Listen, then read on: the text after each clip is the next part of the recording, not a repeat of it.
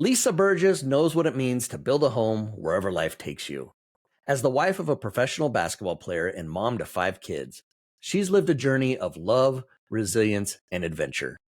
In her book, Behind the Bench, she brings to life the joys and challenges that shaped her family story. And today, she shares it with us. Welcome to Journey with Jake.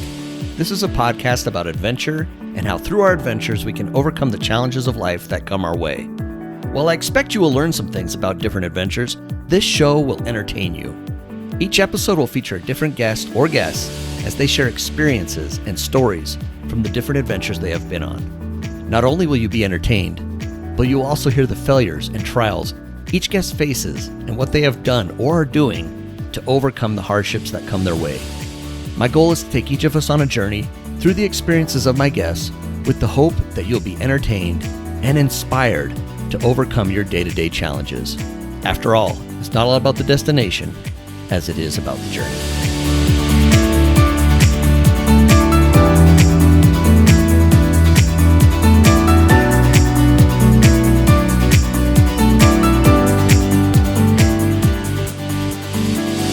Thanks for being here on Journey with Jake. Be sure to follow along on Instagram and YouTube at Journey with Jake Podcast. Hit that subscribe button wherever you're listening so you never miss an episode. Don't forget, Journey with Jake is part of the Podmatch Podcast Network, where you'll find even more amazing shows to inspire your journey. Today's guest is Lesa Burgess, author of Behind the Bench. Life as the wife of a professional basketball player and mom of 5 brought plenty of adventure, but it also came with real challenges, moments that tested her strength and stretched her faith. Lesa opens up about how those experiences shaped her and the growth that came from them.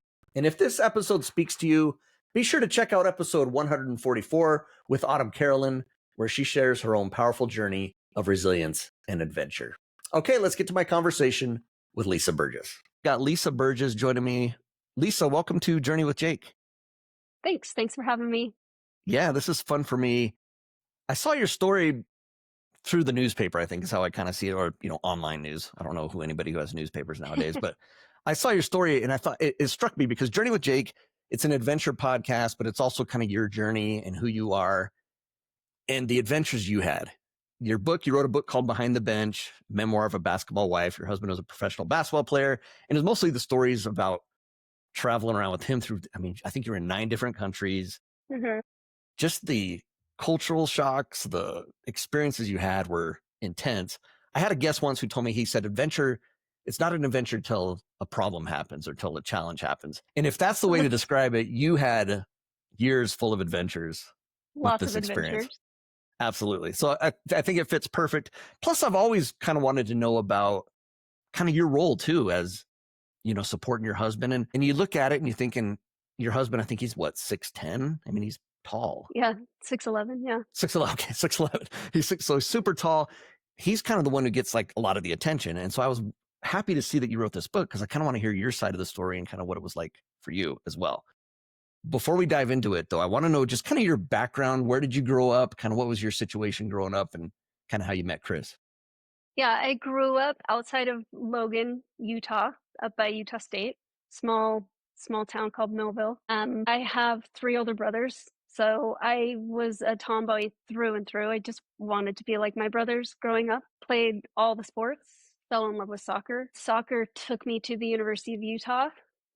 So I played soccer there, and then at the beginning of my sophomore year, Chris transferred into Utah. He was at Duke before that, transferred into Utah. We met like right away, and then we ended up dating the rest of the time we were there together, and then we got married right after we graduated. Nice. And then the adventure begins. And then, yeah, for sure. But you as a soccer player, what is it about?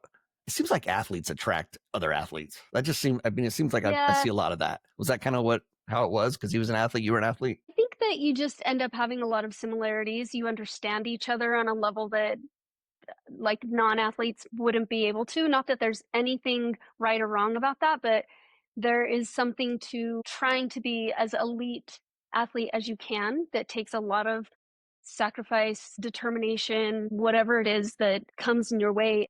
Fellow athletes, you understand that without really having to talk about it, right? You just get each other. You understand like If you're tired, I just want to go to bed. Okay, I get it. Right. You're exhausted. It's fine. Probably worked out well then for you being the support for him, Yes. kind of Yeah. having that background in sports. Yeah, it was a huge advantage. I am not sure that I would have been nearly as understanding throughout his career if I hadn't gone through some of the stuff that I went through as an athlete, right? I probably would have been resentful and frustrated at a lot of little things because it takes to play professional sports. I mean, to play in college is one level, to play professional sports and deal with the business side of everything and performance is on the line all the time. Like, it's the pressure is way more than a lot of people realize. So there's a lot that goes into making sure that, you're performing well consistently. And Yeah, I so, yeah, think it's one thing to have, a love of the game and a love of the sport, but when on that business side, that's a whole different pressure that's yeah, added into that. yeah, it's super tricky. You don't really think about it. Like, I mean, especially overseas, we would see guys have a couple bad games and get waived. They would just pick somebody else up, right? So you can't afford to have this stretch of bad games or else you lose your job.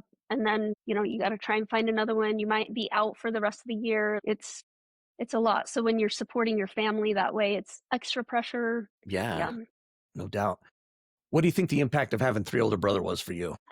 They just made me tough because they treated me like I was a little brother, basically. I was annoying little sister. But it was fun. They beat me up. I tried my best to beat them up. I grew up rough and tumble, really.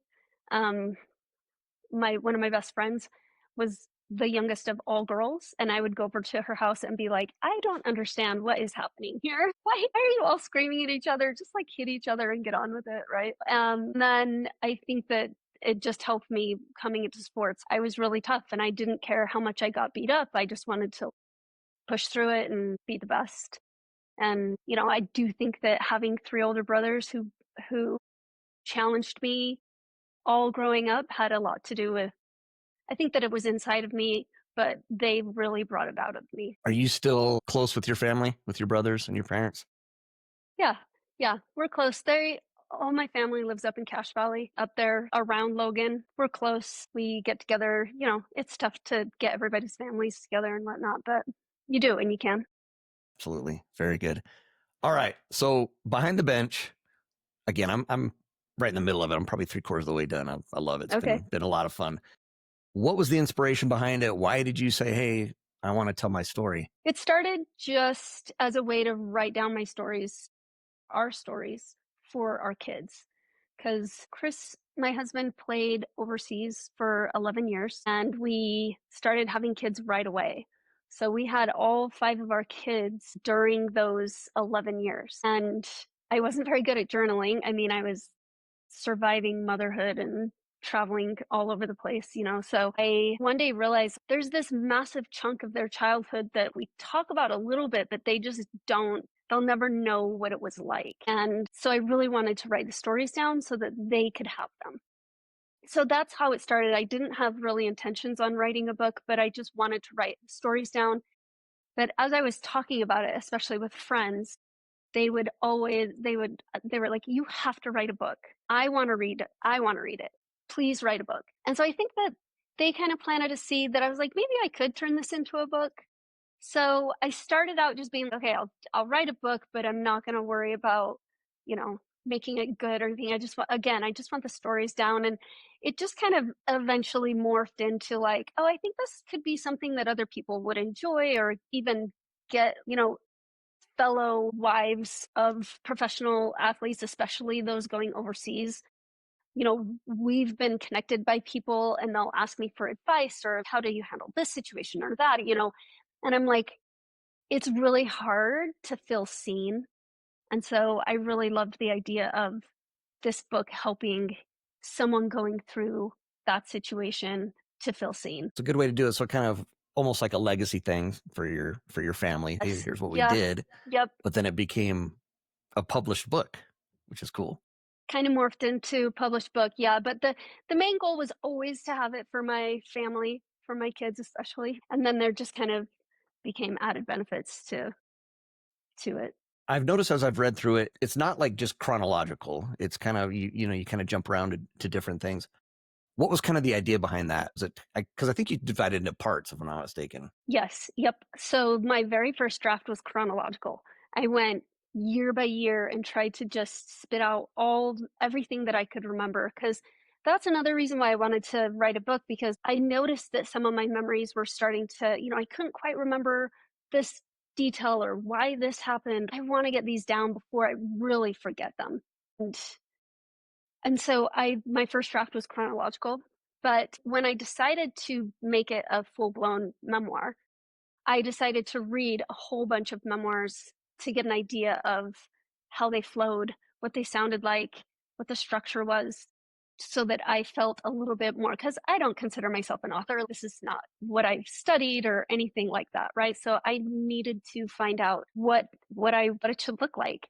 And so I read a ton of memoirs, and I found a couple that I loved the most, and I really kind of structured my book after that. And I listened to some podcasts, and they literally said, don't do it chronologically.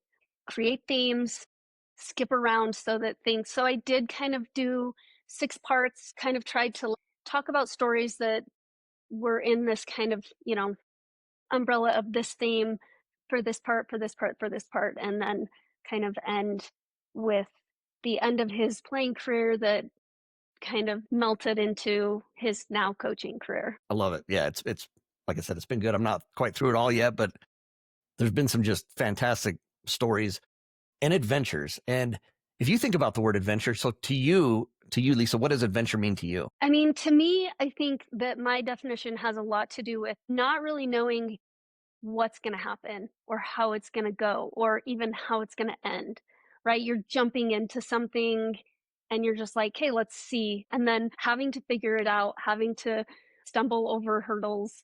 And then at the end, you have this story that you can tell. And you're like, look at what I did. Look at how much I grew. Look at how much fun we had. Look at how hard that was. That's kind of how I've always, I don't know that I would have defined it that way before, but looking back and talking about all of the adventures, every single one is, okay, well, we did this thing, had no idea how it was going to go, stumbled, end up with this amazing adventure in the end that you grow from and learn from. And who knew that it was going to be so terrible, hard, beautiful, amazing, right? All the things. That's what's so amazing about when I hear people's different stories and the different adventures. The things you go through, sometimes you're like, this was awful. But then you look back, but I learned this from it. All right. Mm-hmm. It's amazing what you do. Okay. You kind of talked, you started having kids right away. So you have all these kids in these 11 years that Chris is playing overseas, 5 kids. I think he had 3 girls and 2 boys in that order. I think it was 3 girls right off the bat. I think if I mess up the name, correct me. Is it Ava was the first one born out of the U.S.? Yes. Yep. Do you mind kind of sharing that story a little bit? Because I was kind of touched by that whole. First of all, I think you were in Yeah. Ukraine and you were trying to Yeah. maybe, and then ended up somewhere else. Yeah. So the story actually begins, and I didn't really talk about this part in the book, but the story really begins. I'm pregnant. We're home for the summer, and we're looking at, we're talking to his agent. His agent has several opportunities for him, and there's one in Germany, there's one in Ukraine. I can't remember. There was another one. I don't even remember where it was. And I was pregnant. And so I was like, Germany, let's go to Germany. Well, the contract for Ukraine was much better. It was a much bigger job. And so he's like, I just feel like we need to do this. And I was like, okay, I guess we'll see how this goes, right? So we go to the Ukraine, and that was a whole story in itself, because so whenever we would go to a foreign country, the club would provide Chris with a translator. Some countries, like a lot of his teammates, would speak English. Some countries, they wouldn't. And he would just be with a translator the whole time, right? And he would learn a lot of the language pretty quickly because he's around it so much. But I had to find a doctor in the Ukraine, and nobody was speaking English. And so his translator, his name was Konstantin, he would take me to go find, okay, here, I set up this doctor's appointment. Let's go and meet the doctor. And we would go meet the doctor. And I mean, the city that we lived in was not a capital city, right? It wasn't a big city. And so if you've traveled overseas, you can always tell the difference between being in a major city versus not being in a major city, right? There's huge differences, language, culture, groceries, everything. And so we tried going to doctor's appointments. And I mean, I felt like I went back in time 50 years. There was one time where a cat ran down the hallway, spider webs in corners. It was freezing cold. It felt like there was no heat in the like clinic. There was one where we walked in and the whole room was filled with smoke because the doctor was just sitting there smoking.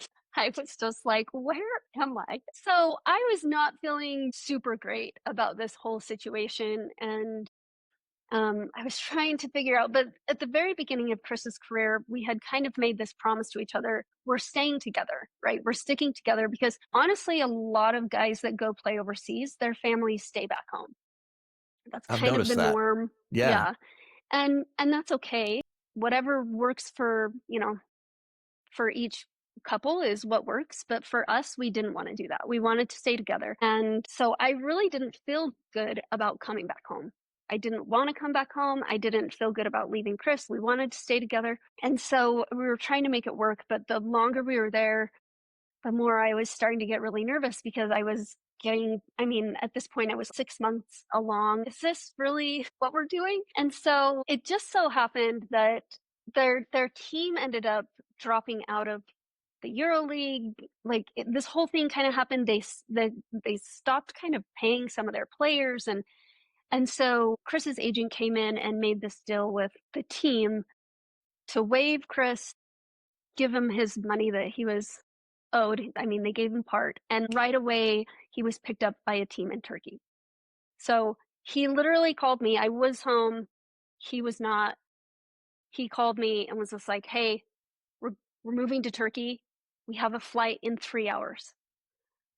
And we had two little kids and a dog. We took our dog everywhere with us. And she was a big dog. She was a Weimaraner. She's not some little dog, right? So I am scurrying around our apartment, just throwing everything in our suitcases, getting our kids ready. And he says, we have to leave like right when I get home. How old were your So daughters at this point? They were 4 and 2. Yeah. So 4-year-old, they're a just kind of toddler. like, Yeah. yeah, And yeah, you're pregnant and you have a dog. Yeah. yeah. I got pregnant. Yeah. So luckily it all worked out. We got to the airport on time. We just bribed the workers to let our dog through because she had no paperwork, right? You're supposed to get paperwork from the vet and all this stuff. And luckily they didn't care. We gave them some money and they didn't care. Let us on through. So we ended up in Turkey, and we were in a small city. So it was about 3 hours outside of Istanbul. And Istanbul has some pretty decent medical facilities, but I was too nervous to have that be my kind of doctor home base because if Chris were to be out of town while I went into labor, that means what? I'm driving 3 hours to the hospital myself, right? Yeah. Couldn't do that. So luckily, one of his teammates had a wife who spoke English, and she became my best friend. So she helped me find a doctor. She took me to my first few doctor's appointments. She attended them with me because you think that it's easy. You just go to the office, you check in, they call you back. Overseas, it just doesn't work like that. There's always stop here and do this, and then go over here and do this. There's always these steps. It just is more complicated. I don't know why. Maybe it's not like that anymore, but that's how it used to be. So anyways, we finally found a doctor. His teammates were like, Baba, you're crazy. They couldn't believe that I was giving birth in that town. His Turkish teammates that are from there, they were like, what are you doing? But I did feel good about it. And I was just like, everything's going to be okay. I just know it. And this is kind of our answer to all the prayers that I was saying, right? That's what I felt. And so luckily Chris was in town when I went into labor. He was at practice. So I took my two older girls and dropped them off with my friend and drove myself to the little hospital clinic. And the doctor didn't believe that I was in labor, and it was a whole thing. Anyways, they finally realized that I was. And when Chris got done with practice, he ran over and met me at the hospital. And it was the middle of the night by the time everything was like, he had been there. It was maybe a couple hours of labor, and then it was okay, it's time to push. So I had had no pain medicine. They gave me no pain medicine for anything. And they wanted him to leave the room because it's Islamic country, right? And it's kind of what they abide by. And luckily, my Turkish friend was there at the time. She had dropped our kids off with a different teammate's wife and came to the hospital to help me because she knew that none of the nurses spoke English. The doctor spoke English, but he wasn't around a lot. So, anyways, as we were walking to the delivery room, the I didn't realize this until later, but Chris saw my doctor at the end of the hall smoking. So Chris hurries and gets in front of me and walks in front of me, and then we go into the delivery room. And so he told me this when we got home later. But so we're in there. Anyways, Nilüfer, who's my Turkish friend, she talked them into allowing Chris in the room. She's like, look, it's the middle of the night. No one else is here. This is their culture. This is their tradition. Please allow him in the room.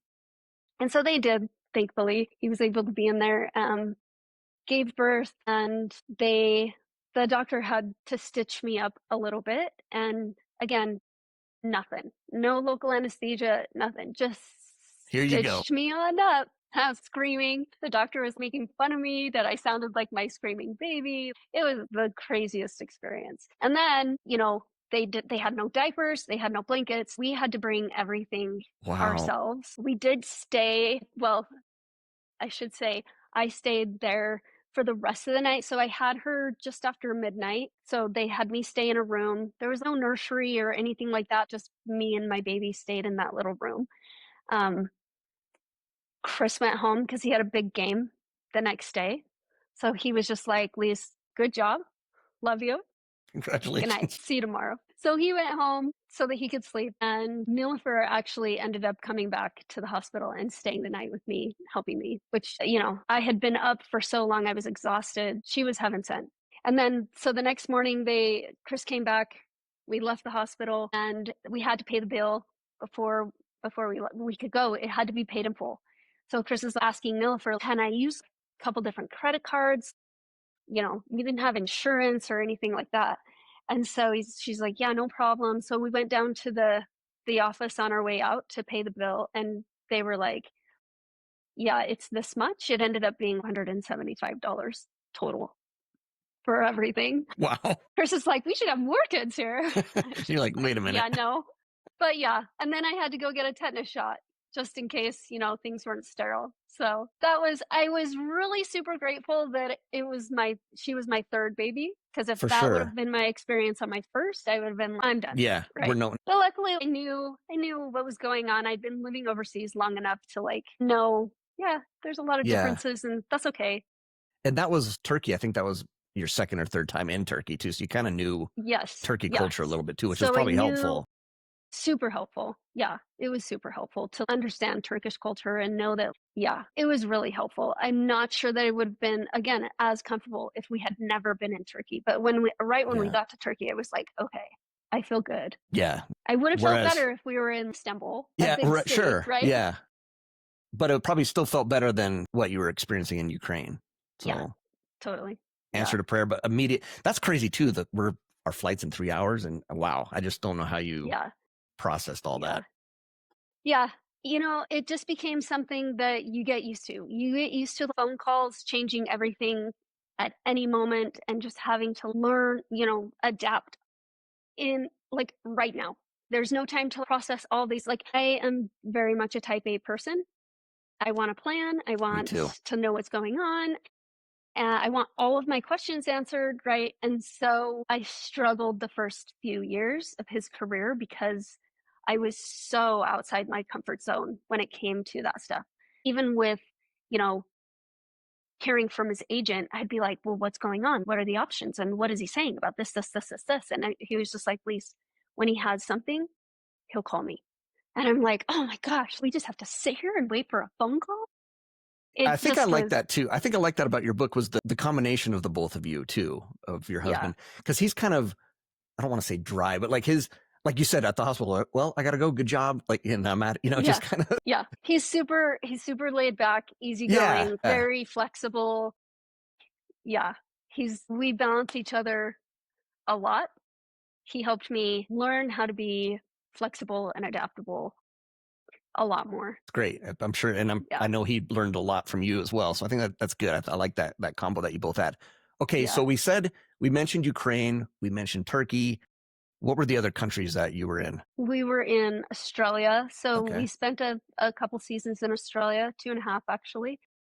We spent some time in Puerto Rico, the Philippines, see Poland, a couple different cities in Poland, the UAE. So he spent a season in Dubai and then one in Abu Dhabi, and then South Korea. Okay. Very good. I think that's it. That's it, right? Okay. When you look back to all the different countries, I think was Turkey the first place you went? I think that was the first. Yes, so Okay. we went to Izmir, Turkey, Okay. very For first. very first. So when you look back and I mean, you got, I think at the time, was it just you and Chris at that time, or did you have your oldest Yes. daughter yet? Yep. Just you and In Chris. Izmir, it was just us. Okay. Just you. Yep. But then over the years, you blossom into a family of 7 here. Yes. What were some of the biggest cultural adjustments? Just a quick little, you don't have to go in super Yeah, I details, think but that, I feel like here in America, big families, even though there are some areas where big families might not be as common, or like you have 5 kids and people are like, holy cow, 5 kids, whatever, it's still decently normal, right? yeah, Big families are normal. But most places we lived overseas, it was not normal at all. And so when we had our first couple kids, it wasn't that big of a deal. But once we started having more, it was actually pretty challenging to live somewhere with that many kids. You just were so different. It was hard to, people kind of go to the market every day and just get a few things here and there. So I would go and just get this load of stuff, and people would just be like, what what you are you doing? doing? It kind of was little things that you wouldn't really think of. But of course, like living in different countries, when your kid gets sick and you're going to a doctor that you don't 100% trust, you're hoping that they're giving you the right advice, and you're just having to kind of put your trust in people. In South Korea, we had a doctor, he didn't speak English at all. And so I would have to go there with my kid and then use, on my phone, like in my phone, and then give my phone to the doctor. And then the interpreter, Chris's interpreter, would be on the other side of the phone, and he would interpret our conversation through the phone. And then you would leave and pick up this, like, they do medicine different, right? Like everything's crushed and crushed pills instead of liquid. And so then you're just, what is this? There's so many things that you wouldn't really think about until you lived there, right? I feel like visiting somewhere is a completely different experience than living somewhere. Yeah, no, definitely. And I've talked to a lot of people who travel and they're like, oh, we're going to experience the culture. But I think it is a totally different thing, especially after reading Yeah. your book of when you're actually living in it. It's kind of a different scenario for sure. I Yeah. love the fact that you blended a lot of like the challenging things. And there were some parts where I was shaking my head. I'm like, I don't know how you did it, let alone, I was just like, wow, I was just amazed. But there was also there were some funny things too, some humorous things. Can you give me one or two, examples of something maybe that was kind of funny just with the culture, just, your experiences as a family, any of those situations? Yeah. I do think, it's funny. So when we were in South Korea, like age is a huge thing. And so you speak differently to someone who's older than you speak to someone who's younger than you. And so this is just a little, and this isn't really a story, but it was so hilarious to me that, like, when normal day to day life here, one of the first, I mean, you can imagine with Chris being 6'11", one of the very first questions that anybody ever asks is, how tall are you? Or how tall is he? Right? Always. But in South Korea, it was always, how old is he? How old are you? And it was just, it would crack us up because we are just like, only here do people care more about my age than my height. That's I'm sure interesting. that That that was culture. I'm sure that was the second Yeah. question, but there were just little things, and one of the funny story is overseas, they're real. I mean, maybe it's more common now, but it's not super common to have automatic cars. A lot of them are still manual transmissions.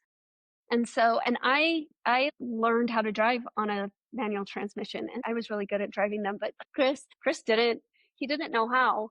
And so when we were in the Ukraine, they gave us a car with a manual transmission, and I was having to drive him to practice and wake my kids up from their naps just to drive him to practice or go pick him up or all these things. And again, I was pregnant. And so his teammates started giving him a really hard time of, what are you going to do? Have your wife drive you to the hospital when she's in labor, right? Like, come on, learn how to drive a stick. And so we had to go to a parking lot, little kids in the back laughing, teaching Chris how to drive a stick shift, and he caught on pretty quickly, Pretty good. but yeah. I'm imagining too, just someone who's 6'11", just seeing Yeah. them in a car. It's got to Yeah. be Well, interesting and anyway, having to a adjust. lot of his height is his legs. He has really long legs, so it's not like driving a stick is super easy, right? He's Yeah. worrying about his knees hitting the dashboard, and so it was tricky, but it was funny, but it was one of those things where you're just like, only here would we be forced to do this, right? You're And not doing this back home. I love it because you have that memory now. Yeah. That's Yeah. the stuff that you can look back on. And then there was also those moments that were difficult. And you had some of those moments where you're probably just questioning, what am I doing? How's this going to Yep. work? I think even right off the bat in Turkey, I think you locked yourself out of your apartment, don't know how to talk to people. When you're in those moments, and if you want to share a moment or whatever, how do you get over that? How do you overcome that? I do think that my history of being an athlete, having to go through injuries, having to go through all kinds of setbacks, powering through that stuff does help. I think it did really help me have this resolve of, well, this is not a great situation. This is never what I would want, but gonna have to figure out how to get through it. Right. And so, yeah, I did Izmir. When we were in Izmir, it was our first. Luckily, I didn't have any kids for this story, but our apartment building, the door was like a hotel. The outside lock was Automatically just lock. automatic, it was always locked. And we had our dog, who was just a brand new puppy. And so Chris was out of town on Of a road course. trip, and yep, of course. And so I was taking the dog out one last time before, like, we were going to go to bed, and I don't know why, but I grabbed my phone instead of grabbing the keys. And back then, like, we didn't use our phone like it. Now you're like, well, yeah, it's normal to grab your phone, but like, this is way back before cell phones were really that great, right? Like, it was this old brick Nokia. Like, the only thing that was on there was like to call people or like play Snake, right? Like, uh, it was a phone that the club had provided because it still wasn't international. You couldn't take a cell phone from here and use it internationally. You had to get a cell phone there with a SIM card from there, and it's the whole thing. So I grab my phone and take Django, our dog, out, come back, and I don't realize that I don't have the keys until I go to get in my apartment and I don't have my keys. And so I'm just sitting there like, my gosh, what do I do? And so I was like, okay, before Chris left, this is like one phone. But before he left, he's like, okay, if you need anything, if there's something that comes up and you need to get a hold of me, call this guy. They called him Cap because he was the captain of the team. He's like, call Cap. Here's his number. Call him. He can get a hold of me, and figure stuff out. So I went, okay, well, I guess I'll call Cap to talk to Chris. Maybe they can have somebody come and help me in. And so I went to dial, and I had the dog leash wrapped around my wrist. And right when I was going to dial, Django lurched towards something and it pulled my hand, and the phone fell to the ground and the battery popped off, because those old Nokias, you could just take the battery right off. And so when I put the battery back on, it wanted a code. You had to put in this code for the phone to actually turn on. And the code was on a piece of paper in our apartment. So Wow. I was like, perfect. I And mean, so I literally just stood there and was like, what am I supposed to do? I'm by myself. I know no one. I know Chris. I know his driver. His driver doesn't even speak English. So even if his driver was here, he like wouldn't help me. And so you're just in this moment of like, what am I supposed to do? I don't know what to do. And you don't really have any other option but to try and just figure out how to get through it, right? Like you can say like, oh, I could never do that, or I would never be tough enough to do that. But at the end of the day, it's just like, well, what are the options that you You, have, yeah, right? you You, had to. I would have, I mean, yeah, was there a moment of panic? Like when that phone smashed? I mean, was it? definitely. I definitely panic. Like there was definitely this like, I'm screwed. What am I supposed to do? Yeah. But I mean, I go through it pretty quickly because you're just kind of like, okay, well, I've got to figure this out. And so yeah, I mean, I ended up going and knocking on this door on the first level because one random day in passing, Chris was like, "This apartment is kind of the landlord-ish. They're not the landlord. It's almost like an Like, RA of oh, okay, dorm, like right? They're kind of manager just or like, something. Yeah. yeah, yeah." And he had kind of mentioned that, and so I was like, "Well, I guess I'll go there. I don't know where else to go. I have no one else to talk to. I have no phone to call anyone." And so I knocked on his door. I don't even know what time it was. It was late in the evening, so he kind of peeked it open, right? And was like, "Who the heck is bothering us?" And I tried to speak with to him in English, and because I didn't know Turkish at this time, and he just was like, I don't know, close the door. Like just closed it in my face. And like at this moment, I have no other option. I have to knock on this guy's door again because I literally don't know what else to do. And so I just knocked again and I just begged him for help. I tried to use a couple Turkish words, tried to mime that I was locked out of my apartment. How are you even supposed to do that when you don't know any of the language? I did know yes, no. I knew the word dog and please, like wait. I knew a few words. That was it. And so I was just trying to mime everything. And literally in the process of doing this, just begging him for help, I'm thinking about sticking my foot in the door in case he tries to close it on me again. Because I was just like, you can't close it on me. You're my only hope. You're all I have. Anyways, eventually he called one of the other residents that lived in the apartment building who spoke English. And she came down and she was basically like, what do you need? Who are you? Right? Like, What so is I going explained on? to her, yeah, I explained to her the situation. And of course, the guy's like, what am I supposed to do? I can't do anything to help her. And I was like, look, I don't know. I don't know what I am asking of you. I don't know what you're supposed to do, but I just know that I need your help. And so luckily they ended up calling someone. I don't even know who he was, right? Was he some sort of locksmith? Did he just, I don't know. They called someone. She took me up to her apartment. I had to sit out in the hall because she didn't want the dog in her apartment. I just sat there for half an hour on the hallway floor, just waiting for this mysterious guy to hopefully show up. He shows up. He's able to jimmy into my apartment building. And, I basically gave him all the money that I had in my wallet. He wanted more. And I was like, I don't have more. I'm sorry. He's like, to mom. And he walks out. Okay, fine. But it was absolutely terrifying. But only when I really got back in my apartment, I let all of those emotions come. Because I do think there's a part of you that's like, okay, I have to figure this out. And right now, I don't have time to cry about it. And I don't have time to, panic. I just have to figure it out. And then once I was safe, then I was like, okay, now I can cry because that was terrifying. Well, good for you. So you held it together just because you were focused. You're like, I got to do something. But then, Yeah. yeah, once okay, I'm back. I'm in my apartment. I'm safe. Then you kind of just, because I mean, some of your stories, I'm like, I want to cry. I'm like, this is so Yeah. hard to, just the panicky feeling of, but like you said, I think in that situation, what else are you going to do? I mean, Yeah. because I was sitting there saying that, like you said, there's no way I could deal with that. I couldn't do that. But if you Yeah. had to do it, what do you do if you have to? I'm Yep. just amazed at these experiences, and that it continued. It continued for you Yeah. That was throughout like the yeah. one of the first of many, right? Exactly. You've had so many experiences.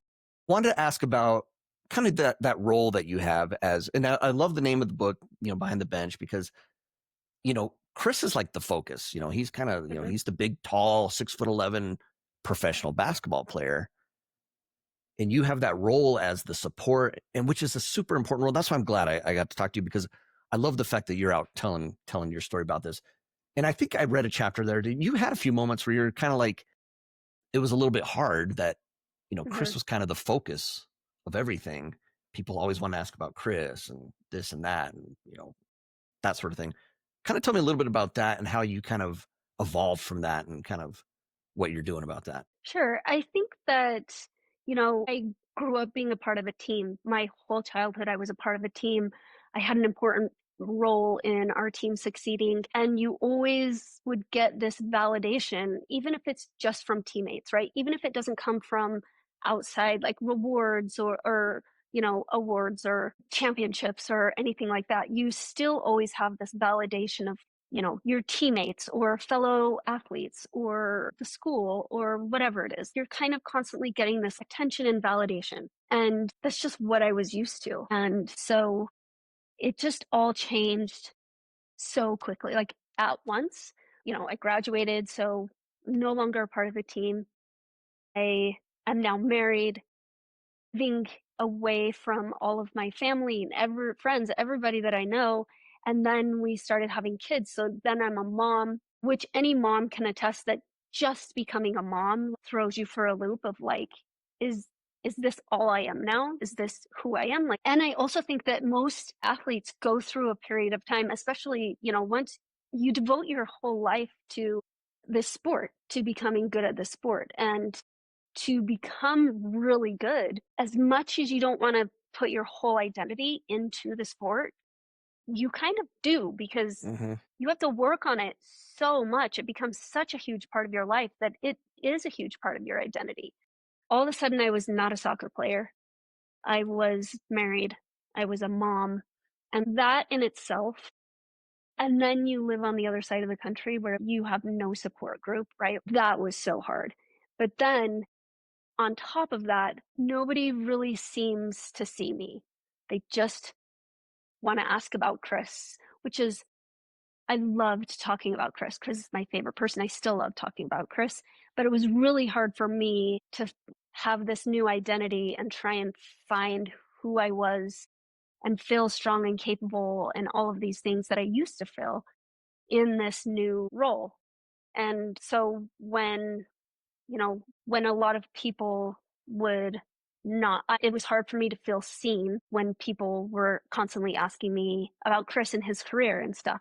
And I will say that it probably took a few years. I didn't resent him. I didn't resent the questions. I didn't really, I wasn't upset at people for asking those questions. I understood why they were asking those questions. I understood why people were so focused on him, but it definitely took some deep diving into myself and understanding, okay, what is my role?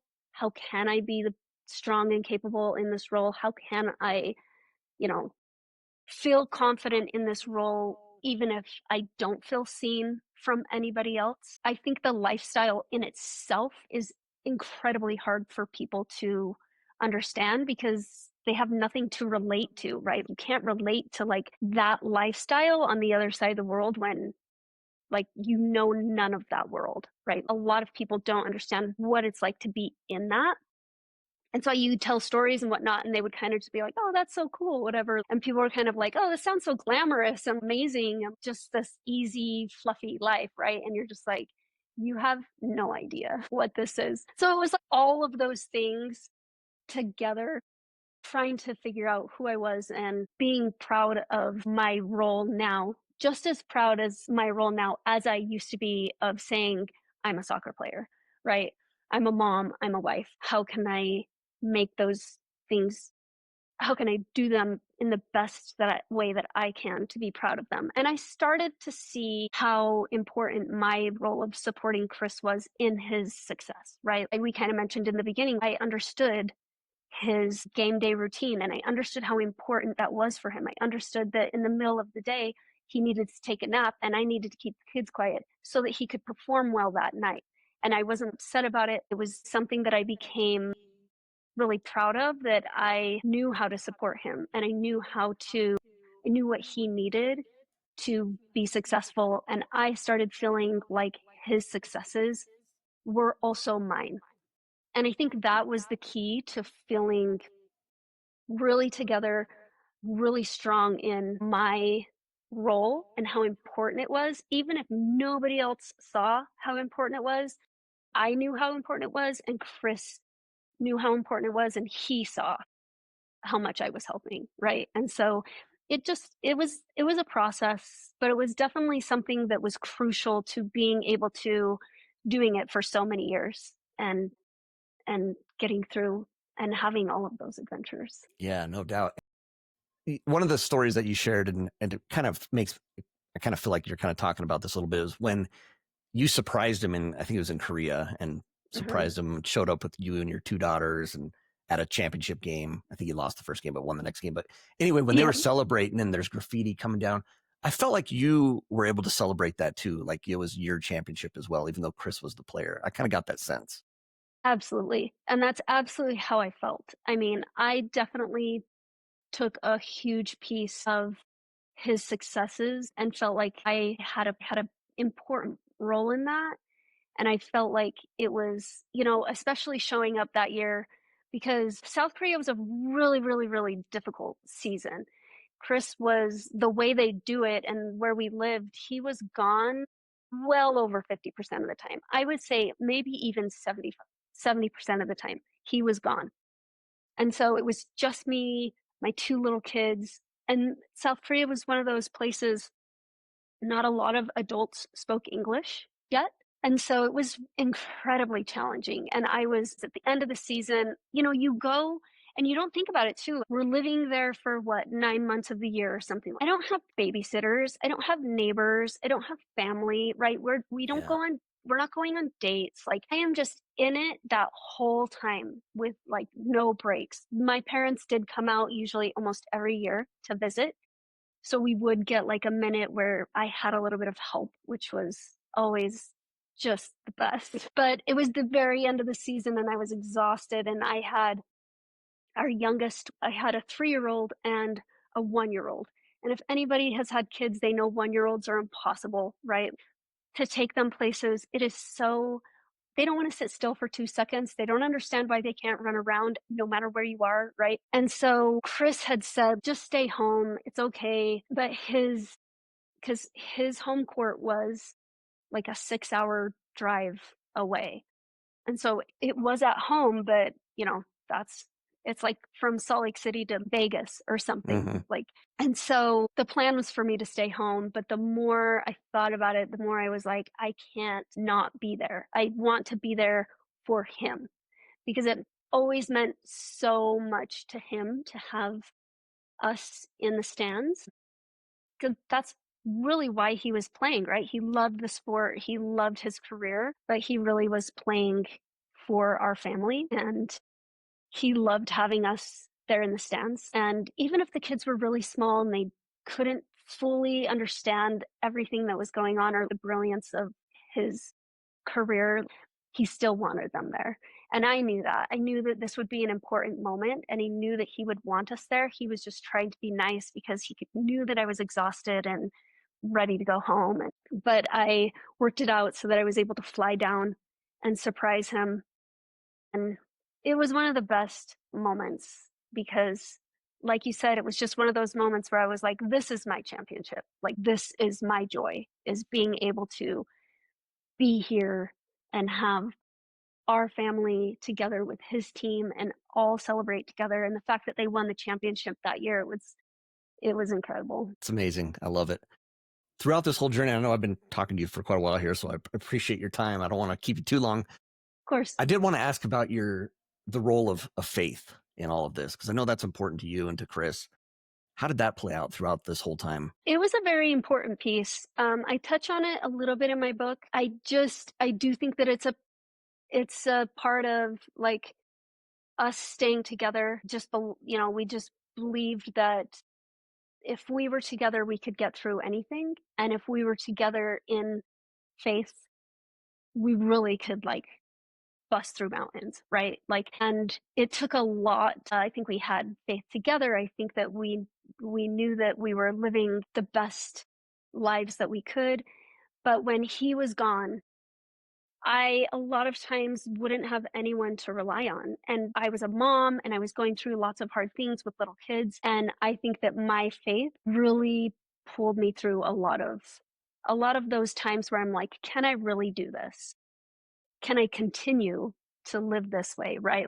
It was just really, really hard. And I think that knowing I was never truly alone, I always felt like, I had companionship through all of these trials. I could pray and I could feel and I could teach my kids faith through all of these. It was a huge part of the whole experience. And again, it's a part of why I wanted to write the book is to show my kids, look at these crazy, challenging things that you were a part of. And we had faith going through all of them. And I do believe that a huge reason why I was able to, you know, be successful, continue to support him, raise my kids was because of the faith that I had. I love that. Thank you for sharing that. And my final question to you, I'm not going to say your age because I know that's inappropriate, but you're Lesa That's now. okay. And you look at young Lesa Burgess, who's about to hop on that plane to go to Turkey to meet Yep. up with her husband. What would you tell her now, knowing what you know now? What would you tell that young Lesa if you had a minute or two to talk to her? Well, first I would laugh and be like, you have no idea what you're getting into. And then I think that I would just say, look, whatever happens, you're strong enough. Because there isn't a lot that you can tell someone. It's like trying to give advice to someone who's about to have a baby, right? There's not a lot you can say. You just have to go through it. And then you're like, dang, I get why other people are saying this, or now I understand why I felt this way. So there's not a lot you can say, but I do think that, and again, it's a message that I wanted to give to my kids through this book is you are enough. You are strong enough. You are capable. It's going to be messy. It's not going to look like the path that you see in your head, right? You don't know what is going to happen, and that's okay. You don't need to know. Just be who you are, be good, have faith, and it can all be beautiful, even though it's really messy and crazy and lots of twists and turns, but you're strong enough and you can, do this. I love it. Lesa, you and Chris, you have a beautiful family. I love what you're doing. I love your book. Thank you for sharing that. If someone wants to get the book, where can they find the book? Easiest place is on Amazon. The hardcover is not quite available on Amazon yet, but the ebook and the paperback are on Amazon, and Perfect. it's Yeah, go out and get that pretty, book. yep, behind the bench. Looks like this. But absolutely. Great book. Thank you so much for coming on Journey with Jake. Thank you. Thanks for having me. This was great. A huge thank you to Lesa Burgess for sharing her heart and her story with us today. If you'd like to dive deeper, be sure to grab a copy of her book at behindthebenchbookstore.com, or you can look up Lesa Burgess on Amazon and get the book. Fantastic book. It's been awesome to read, so check it out. Thank you so much, Lesa, for joining me today. I really appreciate it. And to you, my listeners, I can't thank you enough for tuning in each week. Your support means the world to me. If you've been inspired by Lesa's journey, I'd love for you to share Journey with Jake with a friend or family member who could use a little adventure and encouragement in their life. Be sure to join me next week as I sit down with John Leonard. We'll talk about his love for Ireland, the sport of rugby, and his unique fiction book series that weaves in the Bible. It's going to be another great journey you won't want to miss. And just remember, it's not always about the destination as it is about the journey. Take care, everybody.